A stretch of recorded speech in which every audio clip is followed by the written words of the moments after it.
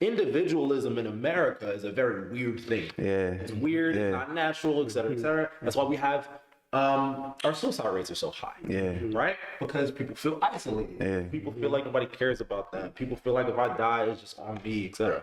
That's not a natural human thing. So eventually you do need this in person. Because in person, I can detect your subtle nuances of body language. I can feel the heat from you. I can, like I'm saying, there's other micro conversations that you're having outside of what you're just saying. Virtually, you're not having that. And also, that's why people get in trouble with texting, because you're like, what do you mean by it? For sure. You know what I'm saying? I could say the same thing 10 different ways, but you can tell it differently based off of my inflection. So you can't do that over virtual.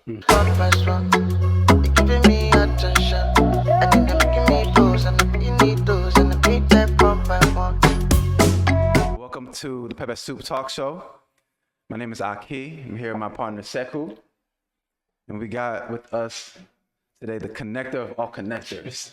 Yes. I feel like this guy knows everybody in the city of Philadelphia. The black Steve Jobs, right? Paycheck like Yeah, so it's a pleasure to have him on the show. He was actually one of the early guests on Pepper Soup Talk when we were doing the IG lives. He's Jamaican, South African. What's the phrase for it? Like Jamaican and Jamaican American, but then South African in there too. So it's just it's a mix of a lot of different good things. Got you. Yeah, South African Jamaican entrepreneur, and he's here to talk about his company they started called the Connect Philadelphia. And so we're happy to have him back on the show and just really break down, the kind of work that he's been doing, and also catch up since the last conversation we had back in 2020. To see what the updates are. And so with that, welcome back to Pepper Soup Talk, Senzwa Ntshepe. Absolutely, thank you guys for having me. We must vibe really well because I've been here twice. Absolutely, always enjoy talking to you fellas. The work that you guys do in the community and elevating people's voices. So, as much as I can contribute, definitely down. That's the mission. No, for sure. Right. So, before we get into the conversation, we were just talking about contextualizing the struggle. Or the struggle. And you're talking about our generation versus our parents' generation, or generation before us. Can you expand on that a little bit? Sure. See, when I get with these guys, we start, philosophizing and all these things. So, we're catching up and we're saying, how's everything going? And while we have struggles now, our struggles are kind of like very temporally unique, right? Temporally idiosyncratic, because previous generations of folks that look like us have had struggles, but their struggles are more akin and based on survival, right? We have growth struggles. Not to take away that those are actually struggles and problems. They just require new levels of thinking, creativity, but we have that freedom in order to be able to have that autonomy to come up with those creative methods of how we get through life and how we navigate life now. Right? So when I think about I'm like, man, I'm having a hard day, man. I'm tired, all this stuff, people calling me, all this other stuff. I'm just like, but my dad was in apartheid. Homeless and stuff was getting shot by white folks, and they had trash cans and shields. Also come from Jamaican lineage, the farmers. And while I'm not taking anything away from that, it's just like they figured that out. I'm privileged enough to figure this out, right? And now, even though it's mentally taxing, my life is not on. You know what I'm saying? So contextualize your struggle, understanding that it is something unique that you have to navigate, but at the same time, you are blessed to be able to navigate it this way. For sure. And a really good friend of mine, a lot of friends of mine, really just focus on saying, walk in gratitude. If you walk in gratitude, a lot of your struggles will become opportunities. Man, that is just so that's the opening right now. It's gonna be a lot of pause to allow the viewers to actually soak up a lot of the gems that Senzwa dropped. So, but before we just thank you for opening up with that. That's like really set the tone and kind of set the tone for the type of guests that we have on the talk show today. Senzwa, just give us a lot of, we know you, of course, but our viewers, can you do a quick intro of yourself again and the company that you run? Sure. Before we proceed. Absolutely. So my name is Senzwa Ntshepe, Jamaican, South African. I'd say my organizing principle in life is to be a conduit of collective progress for Black and brown folks. What does that look like? It's looked like a myriad of different things throughout my life, roles, companies that I've started, et cetera, et cetera. Currently now I serve as the president of an organization called The Connect. The Connect is a Black and brown retention, attraction, and local cultivation initiative for the city of Philadelphia. It manifests itself as a professional network, but a professional network that is activated to create community, to increase the social, educational, and fiscal capital of the network in Philadelphia itself, but then also establish some sort of conviction for the local Philadelphians and also the transplants that are here, right? So you feel like you are a part of this community, you feel like you're a part of this network, and you take care of things that you feel like you're a part of, right? So what I don't want Black gentrifiers. I want folks that actually care about Philadelphia, right? So we make sure that you have, and through that, I'll talk about some of the programs and initiatives that we're running, are kind of coming up, but like local mentorship, right? Tapping into local small businesses, right? If you have those emotional connections and emotional ties, you're more likely to take care of the places in which you reside. So that's what the Connect function is. And, we're really excited really to change how Philadelphia is experienced by young Black and brown millennials. And we can talk into all the problems that we've all faced here as far as growth, finding community, et cetera, et cetera. But really focusing on, okay, how do we change that experience for folks that come in for school? How do we make sure that they want to stay here? So they find local opportunity, and then how do we make sure that they're both enriched and mobilized to do good? So. Yeah, I love that this organization is building, because I feel like Philadelphia, and I've talked about this a lot, Saku's talked about this, that people often come here, then they go. But at the same time, Philly is a historic city. And this is where the nation, quote unquote, started. And so it's underrated for in a lot of different ways. Also, of course, it has its challenges too and its issues. But the different gaps that exist in the city, and one big gap is the young professionals and the retention of young professionals who are here. So it's dope to see that the Connect is working on filling that gap, really. Absolutely. Right. And then, Senzwa, like based on your experience, I just think that we love what you're doing, because on the personal level, like I had this conversation with Aki all the time, and we were one of the few people from our class or from Penn who actually decided to stay here and be based here. Most of our friends decided to make New York, DC their home base, and life is great over there. But like you said, there's some sort of emotional connection to this city, and I don't think a lot of people understand. But for me, it's all about unpacking the myth or the misconception. What are some misconceptions about Philly that, based on your experience, again, I'm not saying like you're an expert, but you're someone here that I know who have a lot of experience with this city and seeing the city go through. What are some misconceptions that you could tell our viewers that we could be able to dissect today? So one of the things, I got to interview Raheem Manning last night on our show. So we have a show very similar to this show here, but not without all the fancy production. We just don't live. So let me know how we can move on up. Listen. But we got the gear. Right. We got the gear. What Raheem was talking about, he said, this city is changing. While historically it is the poorest of all the large cities here in America, it's changing as far as the demographic and the capital of locals. There are more middle class folks moving into here, et cetera, et cetera. So I think because of that, the dynamics of the city needs to change as well, right? To really make sure that you're satiating the needs of folks, right? So Philly is a very up and coming city. One of the things that I say that is the special sauce of Philadelphia, even though because Philly feels like a small town in a large city. Yep. So it's a city of neighborhoods. But, you know, we've known each other for years. We go out. I go to your event. Y'all come to my event. I know 10 people at your event. You know, 10 people at my event. We see each other out, et cetera, et cetera. It does have that small town feel.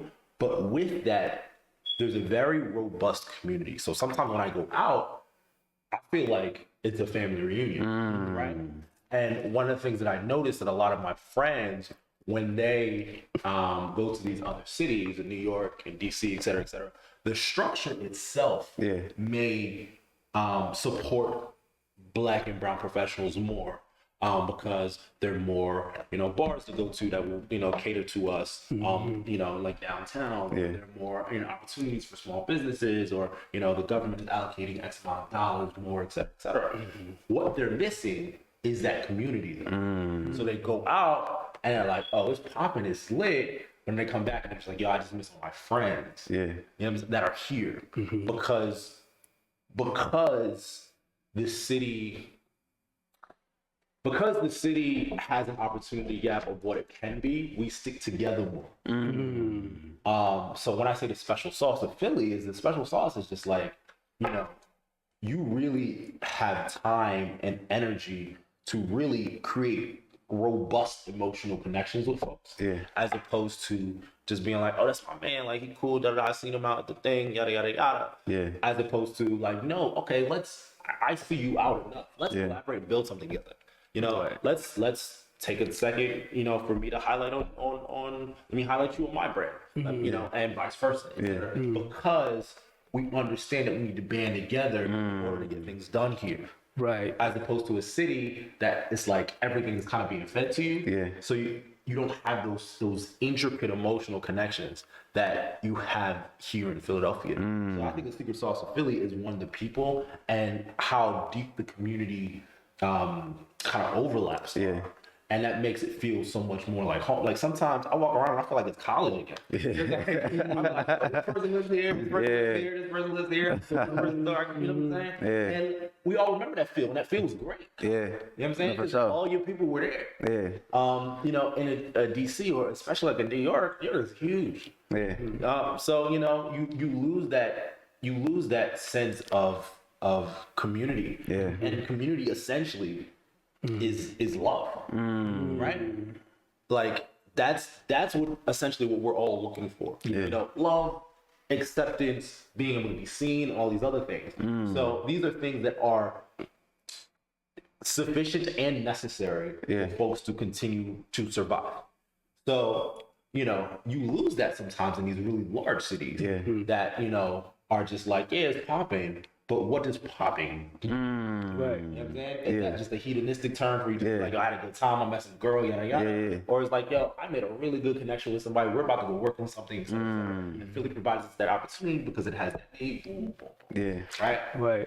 It's what you just shared is like really powerful. And I just think that we have to, again, it's going to be one of those things where you're going to say things, we have to pause for a second, and we have to reflect on it, because it's just so much power to what you share, because that's not the view a lot of people share about Philly, right?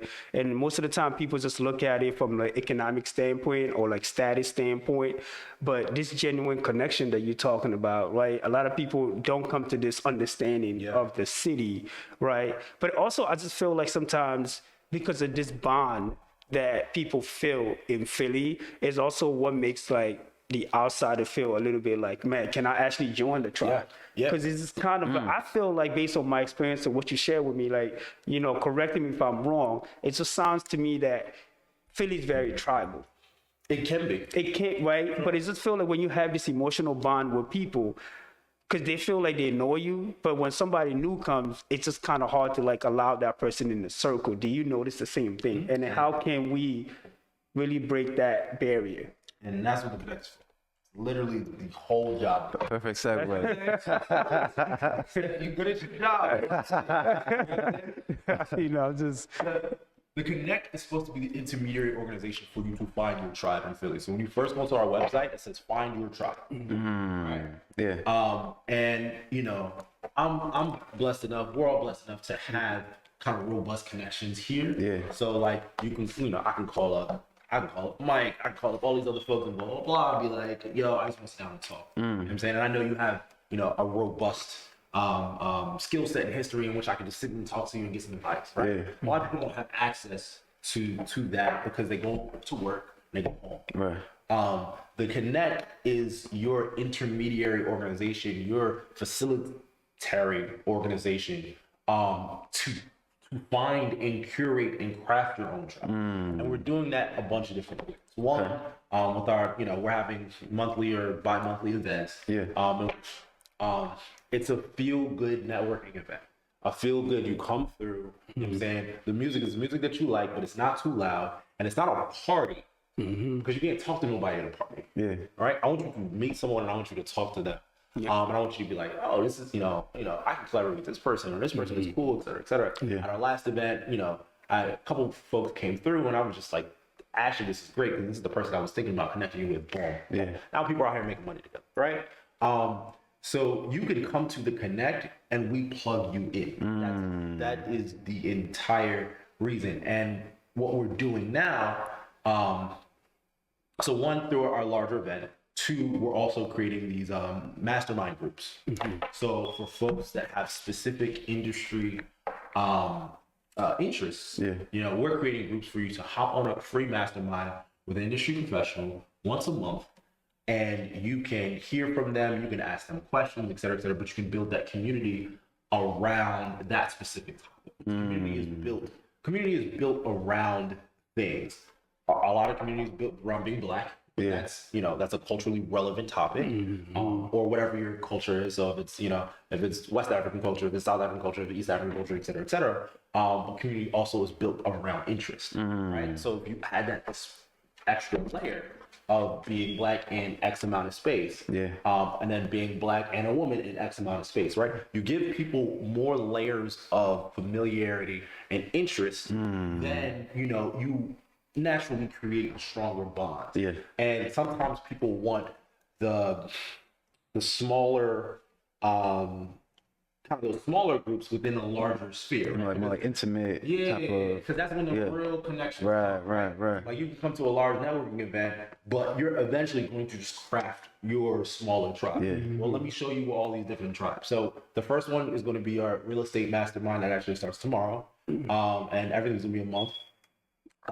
You know, then we're gonna the next one on the docket is going to be a mental health mastermind, and they're all gonna run once a month. And my vision for this is every month we have like 10 masterminds, all run on, you know, another day, a specific day, but we let folks from the community own it. We just own it through our brand, right? So we help bring the folk, and you know, you bring your expertise, and you know, it'll be, you know, venture capital, Web3, you know, wealth building, et cetera, all things that not only is a Connect helping you build community, but we're also preparing the next generation of leaders. You know? And I think the next generation of leaders, there's so much that we need now to be aware of.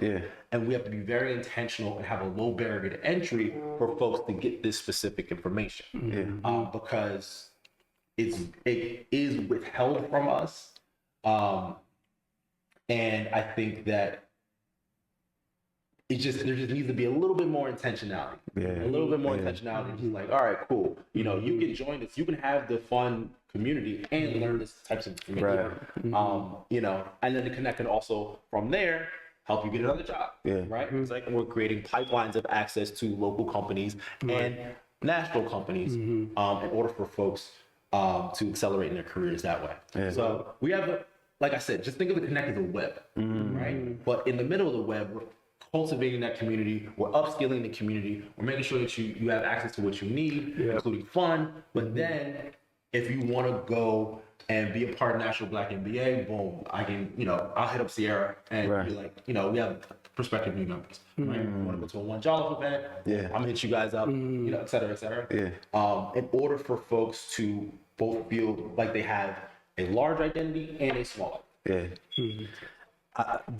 When you just mentioned the sort of the web and being able to plug people into different spaces, made me think about was it Labor Day weekend where you guys had compiled the list of events going on over that week. I loved seeing that, and the crazy thing is, some people actually hit me up that week and asked me, "Oh, what's going on in Philly this weekend?" I was literally able to just be like, "Yo, check this out," and the list was right here. So it was seeing that sort of like hub that exists, and then also the mastermind idea I think is brilliant because especially with the kind of people you're targeting, 20s, 30s, professionals, a lot of whom are very ambitious, have aspirations.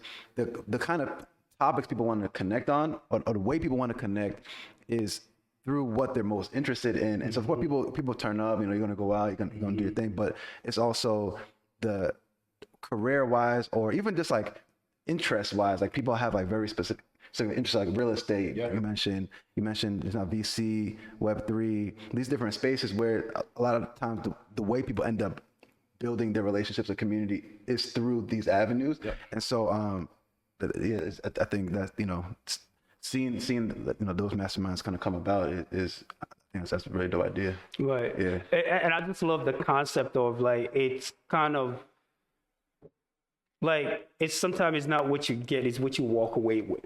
Right. So it's more like anyone who come out here, there's something here for you. Right. So we adding a value to it. And sometimes like when people could look at this club, sometimes people look at, these are just like exclusive clubs, or these are black people who think they're successful or they're better. But I love how like there's just what you're saying, like there's room for everybody here. There's a room and opportunity where everyone could contribute here, right? So, and I key in terms of like creating this mastermind of folks, because to me, I just look at it like each community need like a knowledge bank. Yeah. You know what I mean? Like, so these are people who at the end of the day, they also love having that opportunity to share and like share their knowledge and skill set with the community, right? So it's like a different way people contribute. Like a lot of us contribute, like when we go to a social event, whether like we socialize with friends, but they also, you get to a certain age, like this age that we at right now, like in our 30s, like, let's just be realistic. Like, why do we go to events at this point? Why do we go to events? I would want to go to events that I know that's going to add value to enhance like my network or like my whatever like work that I'm doing, right? So we can't just be going out and partying like that no more. I don't know how you guys feel, but I love. Sometimes I just need a drink. I'm gonna be honest. Sometimes, but I'm so much I'm a value-based individual. Like I will go to an event if I know like, okay, there's gonna be some sort of value here, either whether that's the people or whether the experience itself. Yeah. So what I think what we also getting at too is that as you kind of progress on your journey in life, values also change. Yeah. Right. It's like we all have core values that may stay the same or that stay the same regardless of what the chapter you are in your life. But then there are other values that as you get older, as priorities also start shifting, those you're gonna have certain values that do start to shift. You might go out less to just turn up or without intention and start something going out else will come in and start thinking okay, I want to build my network more, I want to build more relationships or whatever the case may be. So sure. But I'm not sure if this is a correct term again. So basically this is a social space, right, where people build meaningful relationship with other people. But usually over time we see like a program like this or companies like this start off really well, and the next thing you know, in a year or two, whoop, it hit the ground. Yep. And now it's like, what happened to Connect? So what are some of like what are some things that you are kind of concerned about when it comes to like navigating and getting the company through sometimes these challenging water, especially during this tough economy right now, where people are kind of thinking about their pocket before thinking about like having fun? And how do you plan to keep like the Connect growing? Sure. So I'm going to answer that question, and I want to kind of touch base on a few things that you all said. So how I describe the Connect as of right now is very much on the member side, right? We're also a consulting firm on the other side. Got it. So we consult with companies, for-profit companies, nonprofits, and municipal government on how to create equitable spaces in their environment organizations, right? So for-profit companies, looks like workforce diversity in nonprofits. For governments, local, focus on local city governments, and we talk about the allocation of funds to small business. How do you create a city that is curated for the new age young Black professional? Cities that do it really well. You know, you got your DCs, you got your New Yorks, you got your ATL is like Wakanda, you know. But there's certain cities like Tulsa, Oklahoma, that are like trying to have like a new, you know, tech hub, et cetera, et cetera. That's gonna require a lot of Black tech. You know, how do you create cities to make sure that those folks don't just feel fulfilled while they're working? They fulfill while they're playing. They feel like they can find their wife. Because we have a member fulfillment framework. And the going out part that we talk about has utility. So back to what you were saying is, how do we define value? Some people go out because they want to find romantic love. Right? That is very important for human beings. So, and you know, folks, we mix it. You want to have a good time. Also, with catharsis, all these other things. So one of our lowest hanging fruits of value is letting people know what's going on. And it is not hard. I built the website myself. You know what I'm saying? I did the development, webflow, I built it myself. I'm very plugged into the city, so I know what's going on. And I can upload all the things and create that immediate value. So when Made in America came, everybody was on the Connect website. Yo, what's the next thing I go to? What's the next thing I go to? Et cetera. That creates a pipeline of members. So boom, your immediate value is what's going on. So I'm meeting you, and a lot of these professional networks do this differently. They try to meet you where you're not. Can you expand on that? So I meet you where you are. Your immediate interest right now is for you to go out. So how do I provide that value? And then I go, oh hey, you know, we are also doing professional development activities, et cetera. We're also doing et cetera, et cetera. So I'm widening your scope of what's possible here in the city. I'm not forcing you to do anything. But we brought you in on some turnip stuff. All right, cool. But you're also a more complex unit. Right? So you might be turning up because you're tired at your job because you want to make a transition to tech. Right? So at the same time, I'm telling you, here's your catharsis. Now here's your opportunity for growth. You know what I'm saying? And we have a repository of opportunities that we sometimes drop here and there to be like, okay, you want to learn how to be a product manager? You know, here's a free course that they do that. Or here's, you know, Correlation 1 does that data science for all, et cetera, et cetera. You know, here's those things. So we meet people where they are, and then expand the scope of opportunity of what's possible, to get that buy-in to be like, oh, Connect is cool, like, So it's more so like a bite size. Step by step, like, but at the end of the day, in the long term, you introducing someone to like, hey, you're part of a larger network here, right? But like, you might not see that, but we're gonna like, we're gonna sort of take it step by step. Connect for what it is. If folks just want to figure out where to go, boom, we got you. But then there's certain folks that just want to chop it up with the Web3 stuff. Boom, we got you. You know what I'm saying? We're providing so many different sources of value, and it's not. So I have a team of 5, and we just onboarded a new person, so 6 people now. So we're all working, and we're all grinding. And you know, my VP is Steph, and you know that man is brilliant. And you know, me and him, we will sit and pontificate and have these conversations for hours about, you know, what types of value, what different types of value that we need to give to maintain member engagement. Yeah. Because engagement is very difficult. It's a very difficult thing. I mean, when you're talking about the approach to how you're going about building to connect, what it sounds like is the social events and not even social events, even like the website and creating this sort of portal or directory. That's like it's like the funnel into.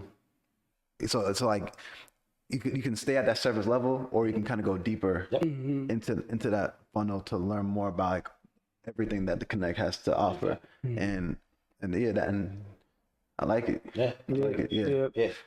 And what I want to go push you a little bit about, could you create this space that allow people to really like define their own circle, or like really sort of embark on their professional journey, right? What has people experience has been like so far? What are some things that you have heard people share that you want to like share with our viewers, so they get a sense of like the voice of the people who actually have, experienced the service or your company, like, Some of the best anecdotes that I've gotten, I've been from folks that say, hey, I would have stayed here if this was a thing when I was here. Or my friends would have stayed here. Or this is exactly what Philadelphia needs. Or my favorite anecdote is, let me connect you to this person because they want to give you some money. I like that anecdote. That's my favorite. Next time we direct them to our way. Right. I got my African bud for one Jollof, man. They need you. Next time, send them our way. But go ahead, bro. But I think that there's a huge amount of goodwill and appreciation, both on the member side and the local companies. I have CEOs of local companies now in my DMs. Senzwa, I've been hearing your name everywhere. We need to talk. Yeah. And I'm like, show you right, for sure. Yeah. You know what I'm saying? Because, I'm not gonna drop any names, but there's also another CEO of a large organization here in Philadelphia, and this person was speaking on a panel. And I made, I'm loquacious, so I raised my hand. I say what I'm saying my thing. And she stopped. It was a black woman. She said, I was here for 30 years. In the first 15 years, I could not find any black people. And she said this in the room for all white people. And she was just like, I was hanging out with my homegirl, and I was just dating white guys. Wow. But I couldn't find the black guys that I was trying to date. And she was like, oh, like, I'm going to these house parties. She was like, invite me to these parties. Yeah. Right. There are so many people here. And again, Philly does feel like a small town, but it's such a large city. There are just people, there are black people in the Northeast that we have never seen. Right. Like I'm also like trying to say Philly has 50% of the population is black. I'm not sure. It's a majority black that's like city. It's black. But it's so interesting. It's so interesting that you getting that person saying something like that. And then to us, we like, wait, what? Right. But for a lot of people, it feels that way, right? And I think it's so interesting. I think what's also interesting about Philly is that the city has been operating in a certain way for so long. And it's almost like people who live here and even sometimes move here, you kind of just fall into how things have always been done, or you feel like these outlets aren't whether the locations to go to, the people to meet, like that they aren't here, and so that's how you end up leaving. And so to be able to have a place where people can plug in, I think a challenge also is, and this is something that Seko and I have spoken about also, is because things have been done a certain way for so long, there's also the hurdle of getting people outside, getting people the awareness to know that there's like a different, that this city can be different. Right. It's not going to continue to be what you've been seeing for the last 15 years. Right. For example. And we can just talk about that too, because I just think sometimes it's like, where are some of these? I just feel like Philly get bombarded with all these negative, like, I don't know whether I don't know what drives it. is it like the social media or like the news cycle? But it's like it continued to be labeled as the city that is violent, that is poor. And I just think that sometimes a lot of people, that's the narrative a lot of people get tricked by. Yeah. I mean, again, I'm not lying. Like some of these this narrative are real. Like, you know, we live it, come on. But at the end of the day, but I just think like but there's just so much more to the city. Like what you're sharing with us right now, your perspective and what you're trying to do with the city, it's like, it's not the narrative a lot of people get, Senzwa. You know what I mean? And then you could be here for like 10 years, 30 years, but like for that long, and you still have not experienced like this really positive aspect and diverse culture that this city offer. Like you got West Philly, you got North Philly, you got when you go to all these different parts of Philly, it's like, it just open up, some of it just blow your mind. You're like, hey, like, you can live in West Philly all your life, but you never set your foot in like South Philly. Right. So I'm just saying, like, it's a problem, bro. I think also sometimes, and I don't know how it is that we end up entering these spaces or it was being here after college or whatever the case is, but sometimes we take for granted how plugged in you might be or just the awareness that you do have. Because like I've had people just ask me like questions around like, how'd you find this place? Or how'd you know that this existed? Or how, and it's like sometimes you forget that, oh, this is an awareness, right? That isn't, you don't know what you don't know. Right. And so let me ask you also a question. How did you get to that level of awareness? Yeah. Man. I was just gonna ask you that question. But go ahead. What? So you kick us off then. Go ahead and start us off. So so before the Connect, before that it was Elevate. Before that I used to work for Suleiman. So Suleiman Rahman is one of our partners, CEO of Diverse Force, the P4 Hub, Black and Brown Excellence Network. Very similar to the Connect, but he really focuses on the more senior professionals and their needs. And a lot of needs overlap, but a lot of needs are different. And I think that there needs to be a very concerted effort on the needs between 20 and 40. Because, you know, we tend to be the most transient. So working with and for Suleiman, I met every Black person in the city. Like, that man is the most connected Black man. He can get things done at a level in which most people can't. You can make a call and have an idea and get something done, right? So, you know, I was in the early days of Diverse Force, it was like just three of us. And I'm just sitting back watching, like, it's crazy, like, you know, like, we're a startup, but I don't feel like a startup because, you know, we already have so much influence. So one of the things I wanted to do, and what I've been doing in different capacities right now, is really kind of like democratizing that type of influence by providing people opportunities to connect with each other and have access to the things that they might not necessarily have access to. Now, to be the connect, you have to be connected. Right? So it's just like, all right, cool. I started going out to these things. I started, you know, and I ain't got no problem throwing the suit and just going out and talking to folks. You know, I've been doing this for years. So, but you come through, and there's a whole theory of networking. We get into it, blah, blah, blah. You come through, you make the right connections. But then what do you do with that? My thing is always using those connections to activate spaces for other people. Right? Like, I'm not just going around just like, yeah, I know everybody in the city. People say that, and it's true. But at the same time, it's just like, I know people for a purpose. That purpose is for y'all to know people. You know what I'm saying? And for us to really have this kind of collective experience.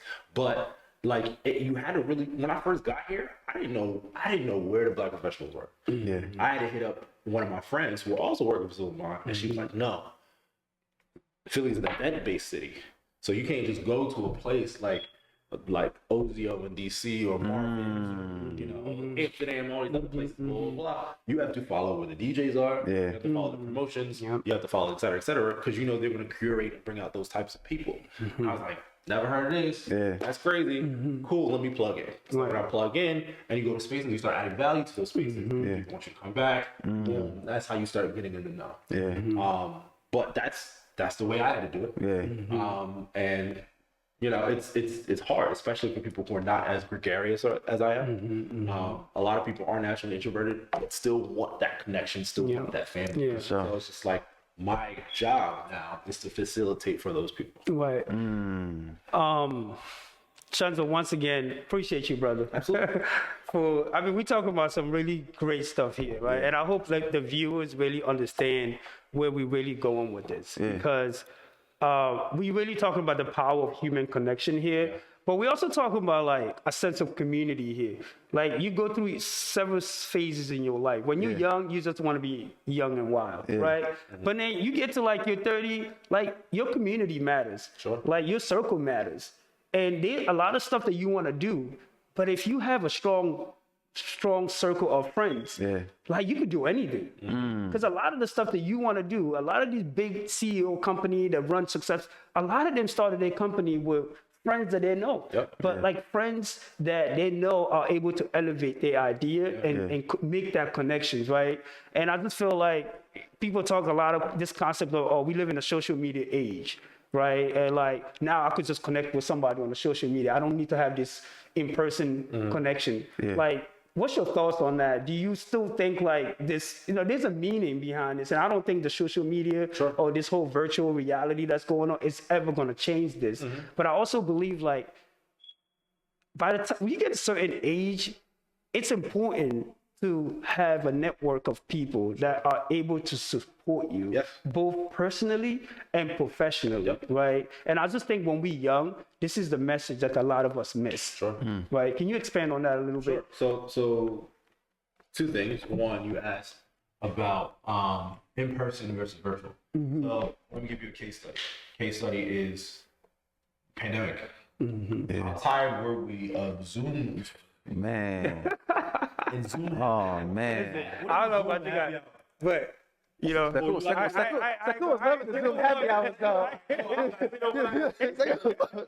work in schools though. I was like, That's beside the point. I had to give Cole rain checks. Let's stay focused. I gotta tell you, man, it was just. I just feel like, you know, it was missing. Something was missing in this. Like there's What it just didn't feel normal. We have theories and frameworks for everything. Right. So virtual has its utility, right? But the same underlying rules of the social script exist on virtual. So like having integrity, you know, showing up when you're supposed to show up, you know, like, you know, follow through, all these other things. These are human rules that now just like we have to exist on virtual. Virtual allows us to connect in a less meaningful way, but more quickly and more often. Right? So if I have real quick things I need to say to you, then cool, virtual works. Phones, text, whatever, blah, blah, blah. But in order to really build those meaningful connections, and not to say that you can't build meaningful connections on Instagram, et cetera, but eventually you're going to want to see somebody. Right? You don't marry somebody off Hinge. Like, you eventually talk to somebody. It happens, but so I pray for you that everything works out. Propose to nobody on Hinge. Right. So it's just like I was talking to somebody before, and I said, human beings have existed collectively throughout the course of human history. That's how we survive. So our social brains are wired that way. Individualism in America is a very weird thing. It's weird, it's not natural, et cetera, et cetera. That's why we have our suicide rates are so high. Right? Because people feel isolated. People feel like nobody cares about them. People feel like if I die, it's just on me, et cetera. That's not a natural human thing. So eventually you do need this in person. Because in person, I can detect your subtle nuances of body language. I can feel the heat from you. I can, like I'm saying, there's other micro conversations that you're having outside of what you're just saying. Virtually, you're not having that. And also that's why people get in trouble with texting, because you're like, what do you mean by it? For sure. You know what I'm saying? I could say the same thing 10 different ways, but you can tell it differently based off of my inflection. For sure. You can't do that over virtual. So in person is necessary. Absolutely. So that's why we provide both of those experiences. We provide in-person experiences for people to actually connect, but then also, you know, if you want to learn something, cool, do it on virtual because it's real easy, it's real quick, blah, blah, and then we can do some in-person stuff after that, right? So you need that balance. So that was the first question. You had a second question. I'm trying to remember what it was. Do you remember? Because you was going.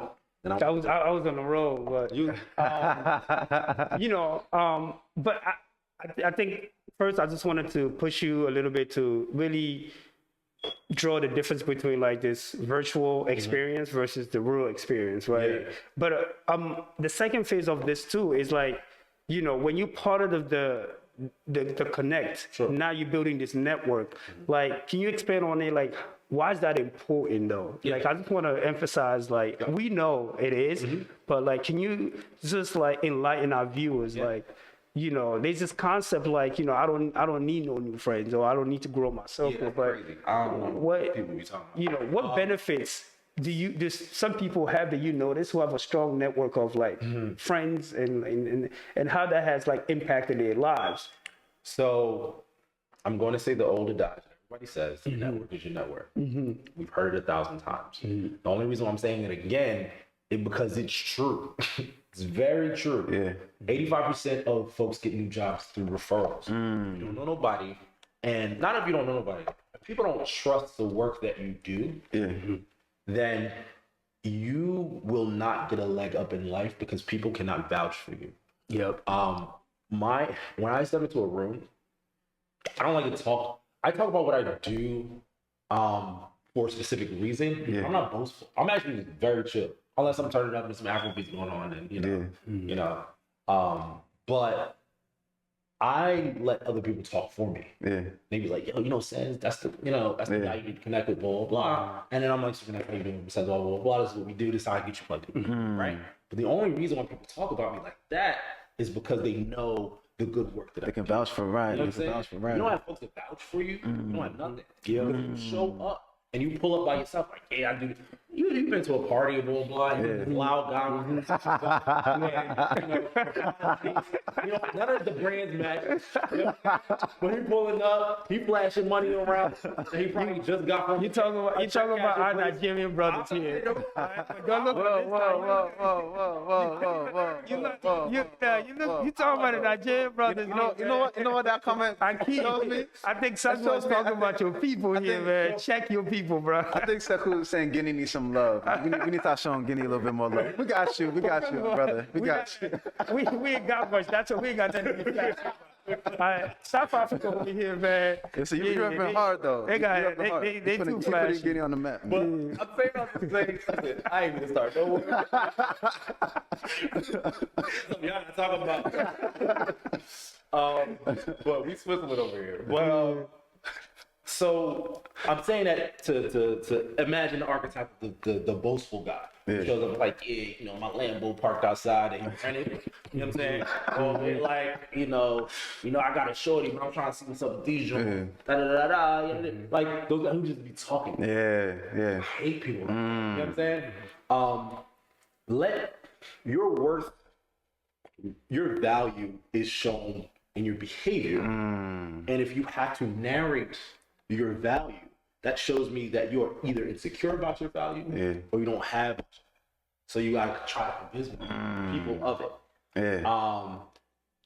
So it's shown through your behavior that people can see, or through other people being like, "Yo, you need to tap him." You know what I'm saying? Like you need to talk to this guy. That's when I'm just like, all right, cool. Well, let me see. You know, if my environment, if I'm that popping in my environment is talking about me, and I'm just right here, like those are the people that I want to check in with, right? For sure. You only get that if you have a network of people that trust in what you do. It don't gotta be a huge network. It's be the right network.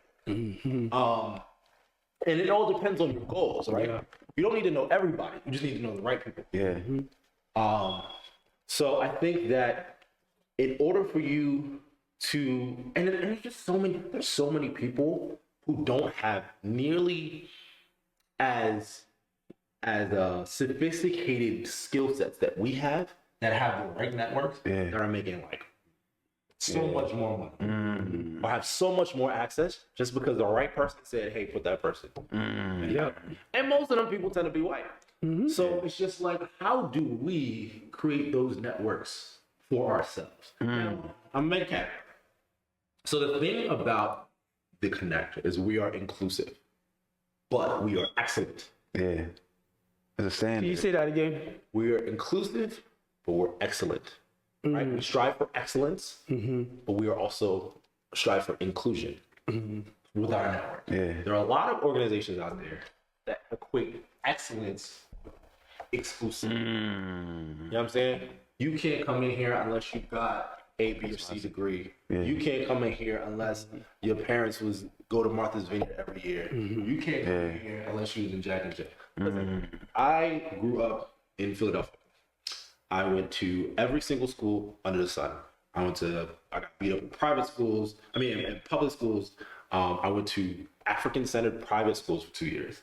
I went to charter schools where fourth graders was fighting the teachers. And then I went to arguably the best school in the city, Germantown Friends School. And I was there for quite some time. Yeah. I grew up, we ain't had nothing. But my mom made sure that I had an education. My mom made sure I had food. My mom made sure I was safe. I've seen so much talent and just real humanity and just black people that are overlooked because they don't have A, B, or C. I hate it so much. It's like I've seen so many mediocre elite people and being like, oh yeah, I do this, I do that, I'm part of this, I'm part of that. I'm like, yo, that's cool. I don't care about that. If you don't help nobody, you barely help yourself. Right? So I was like, if I create a network, which I have, you come as you are. But this is the standard in which you gotta engage in. You know what I'm saying? So we ain't turning away at the door. Right. But if you act crazy, you gotta go. Right. And people don't want to see me with the hands though. That's another podcast. That's a different. Can you touch on that a little bit though, because that's such a unique aspect of you. Like it's a Krav Maga. I'm saying it right now. Last time I couldn't pronounce it. I was like Krav Maga. Yeah. When did you pick up that skill set? 2011. 2011. Okay. 2011. So growing up in Philly, and and Sagan kind of touched on this earlier. Philly does have some of its violence too. And I've experienced some of that early on in my life. I got in a knife fight when I was 17. And by a knife fight, somebody pulled up when we pulled a knife, and I ran behind him. And I ran into the Walgreens. I posted up next to the security guard. And said, I'm hanging out with you until my homie comes. And that was a moment for me. Because I grew up with a single mom, got little brothers, et cetera, et cetera. I was like, I need to be able to protect my folk. So how do I do so?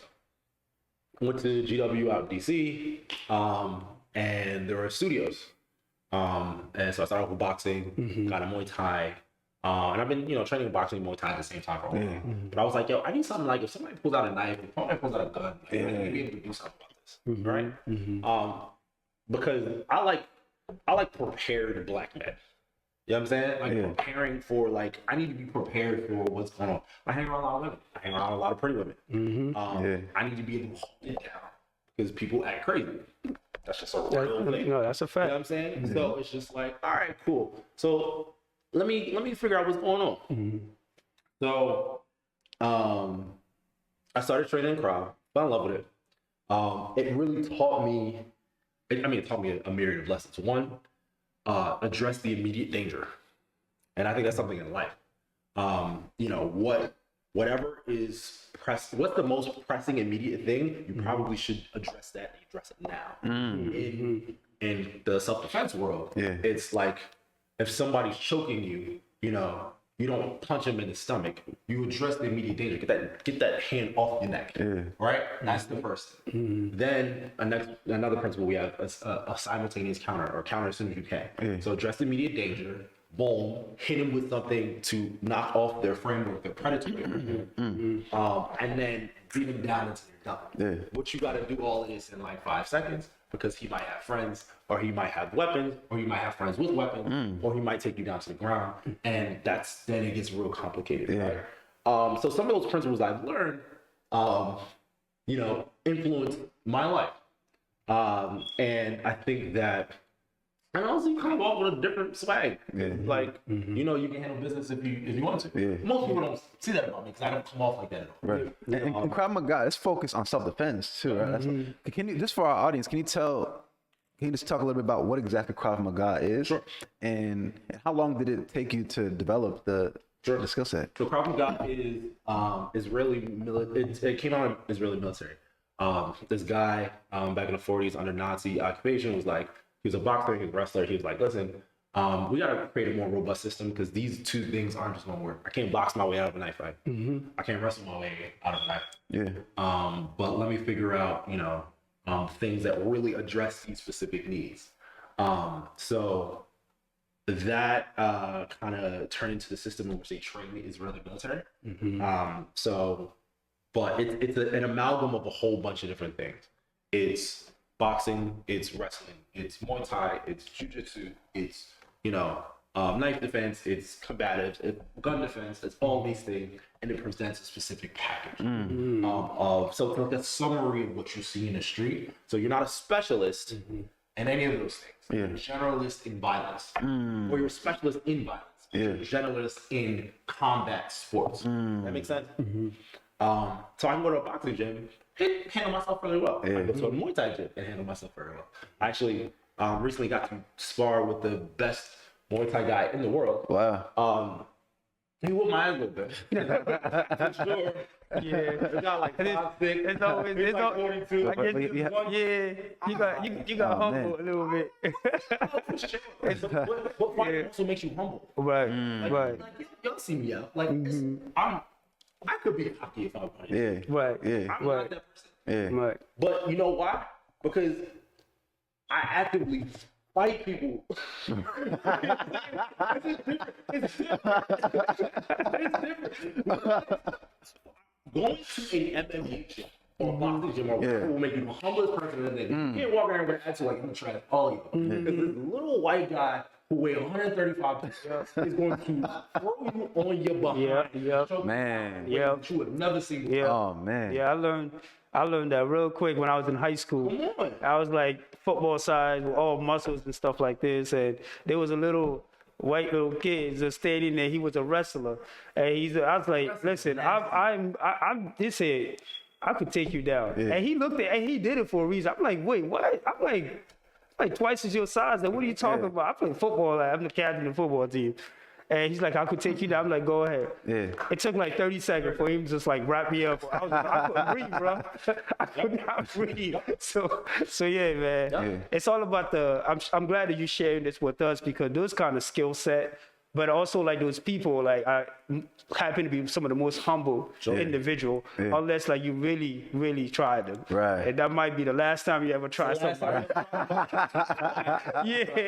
So and then you walk around with that humility in life. And you treat people with that respect. You know what I'm saying? One of the things I've and like I said, I guess the thread of all of my stuff is like humanity. I've reached humanity with certain folks that I would never even like white 50-year-old white Republicans I've been like just sparring with and blah blah blah, but we beat each other up so much and we beat up all the external assumptions of each other and I'm like, I respect you.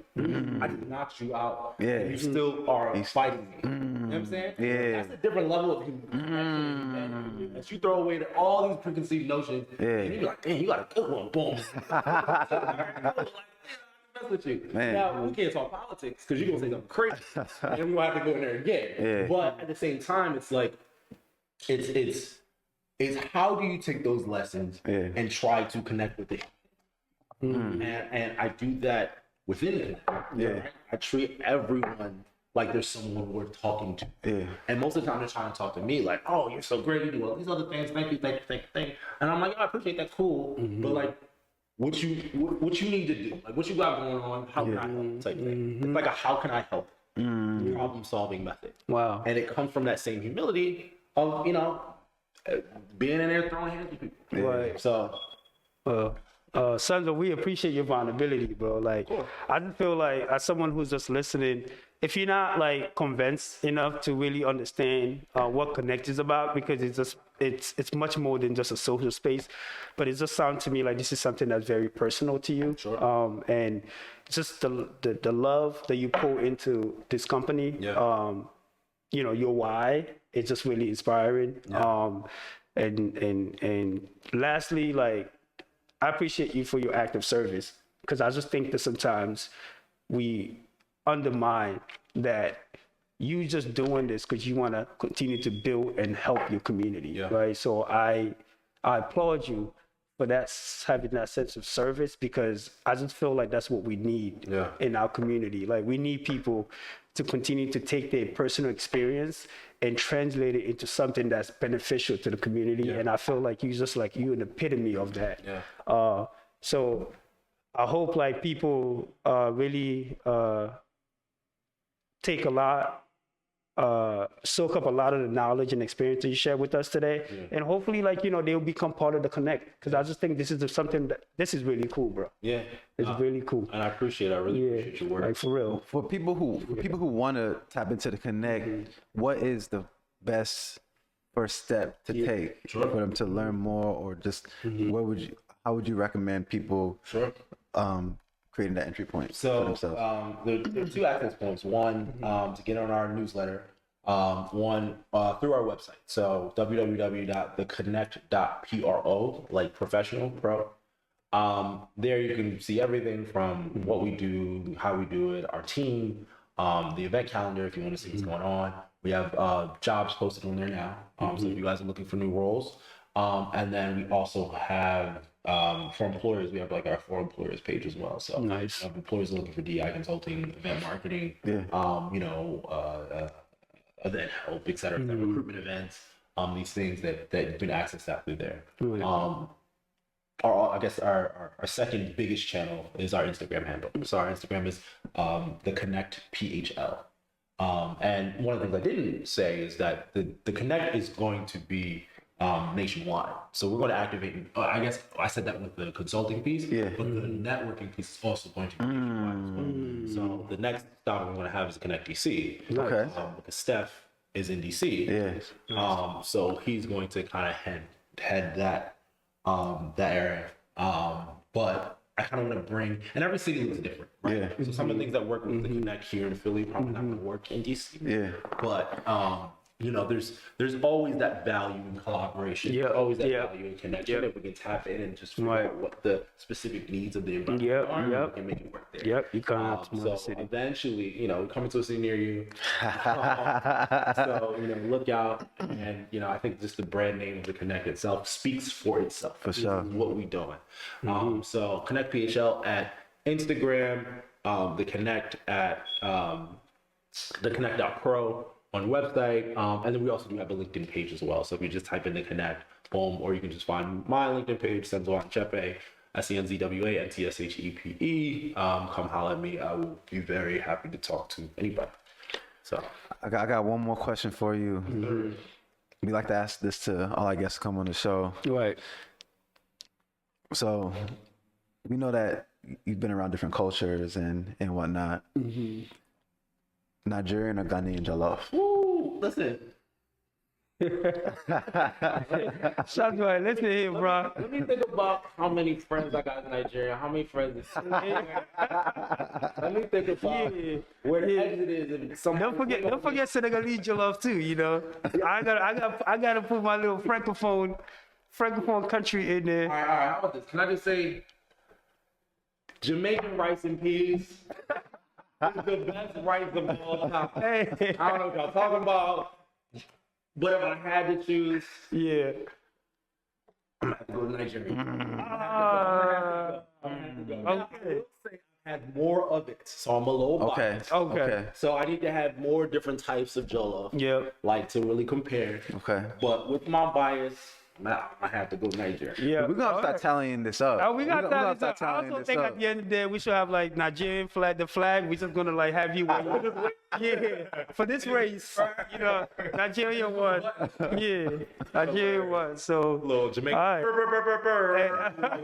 Right. All right, so today we're gonna close out with Nigerian jollof. All right. And my last question also is like, any shout out that you want to give?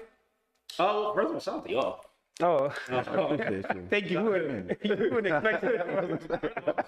Shout out to you on your own platform. Yeah. Just erase the whole video. Right.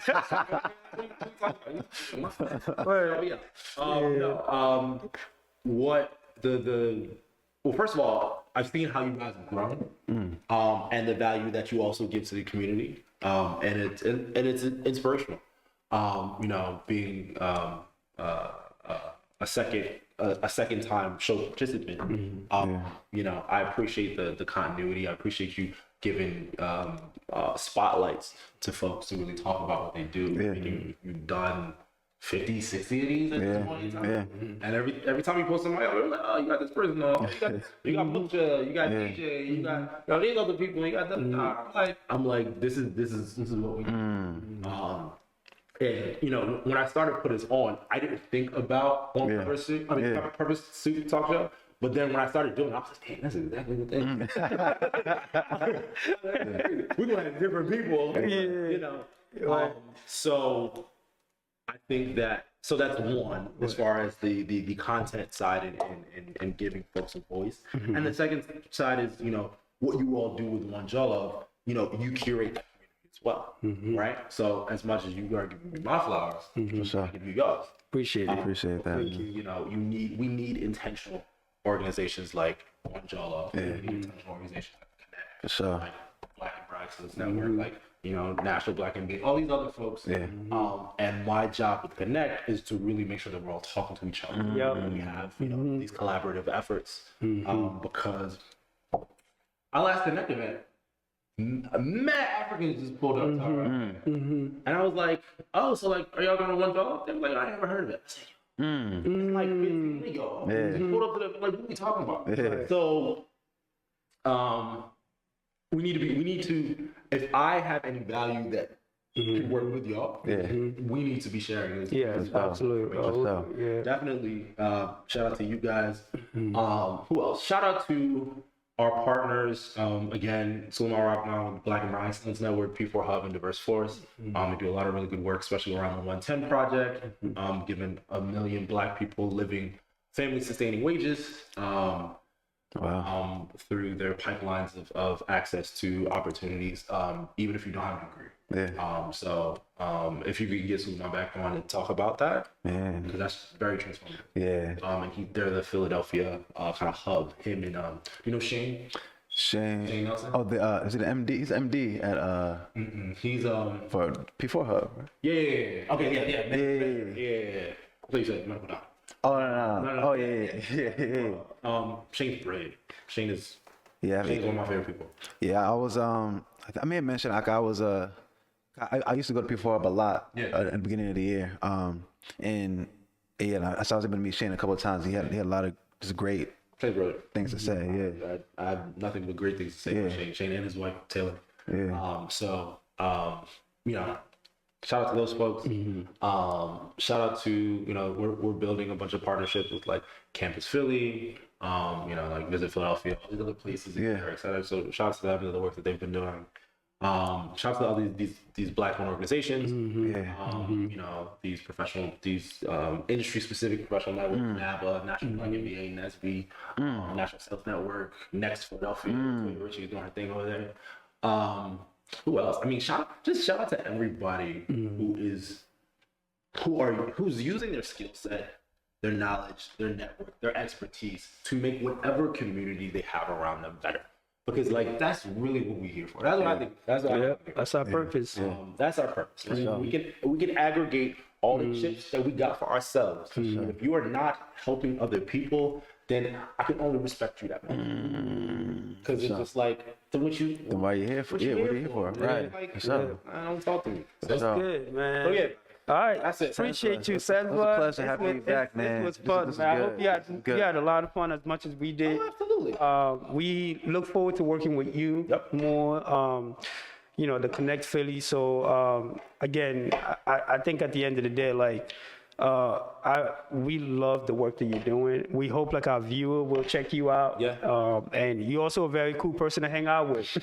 Honestly, you can't be around. You can't be bored around Senzwa. If you got to dance too, this guy know you got some move too. There's a lot that you can learn from. He's the man, the myth, and the legend.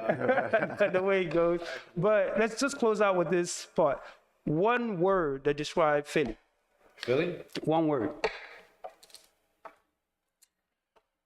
To you. Love. That's it. I like that. That's it. All right. I think that's a good way to close it out. That's a great way to close it out. This is Pepe Soup Talk. We'll catch you next time.